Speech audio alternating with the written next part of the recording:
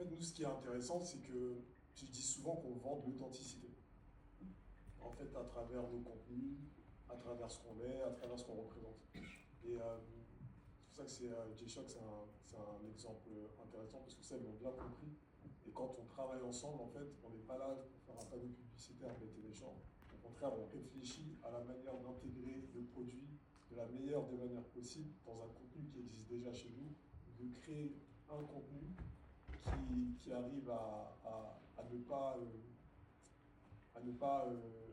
par rapport à notre ADN, on se comment dire, dans mes mots. On ne se trahit pas, exactement. On ne trahit pas notre ADN, et en fait, tout en mettant en avant la marque.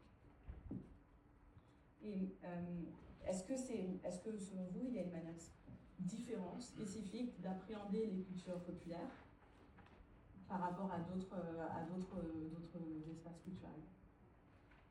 Comme disait Isatis, en fait, le public n'est pas dupe. C'est-à-dire que quand on a un contenu qui est brandé par G-Shock ou par notre marque, il faut nous on veut la transparence en fait. C'est que le public sait qu'on est en train de, entre guillemets, de leur vendre quelque chose à travers un contenu culturel. Et là-dessus, on est très transparent et je pense que c'est ce lien fort en fait avec notre communauté, cette transparence qui fait que le contenu continue à marcher et que c'est toujours bien reçu d'avoir une marque qui est intégrée dans un contenu Bouscapé. Et concrètement, ça fait combien de temps que vous travaillez ensemble? Est-ce que vous pouvez nous raconter une ou deux des opérations que vous avez pu mettre en place? Ouais, non mais ça fait... Moi en tout cas, depuis que je travaille pour la marque, ça fait 4 ans et demi. Les contenus sont principalement digitaux, enfin en tout cas c'est comme ça qu'on retranscrit. Souvent ça s'est fait sur des événements, Yardland, je pense notamment à notre pop-up à Marseille. On n'a qu'un flagship en France qui est dans le Marais et à l'occasion de notre collaboration avec l'artiste Jul, on a fait un pop-up à Marseille d'une semaine et on a communiqué avec Bouscapé.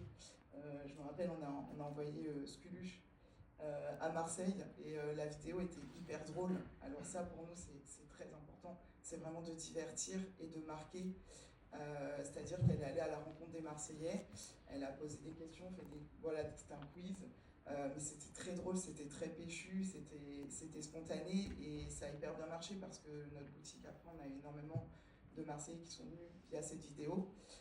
Donc oui, en gros, avec Bouscapé, c'est ce qu'on fait et en général, avec la culture en général, c'est qu'on a compris qu'il fallait s'amuser, qu'il fallait rester authentique. Donc avec même Bouscapé, ce qui est très bien, c'est que tous les contenus qu'on fait sont forcément authentiques parce que eux, les codes, ils les connaissent. On leur fait confiance et ils nous font confiance aussi pour leur faire confiance quelque part, tout simplement. Donc voilà, des contenus forts, authentiques, qui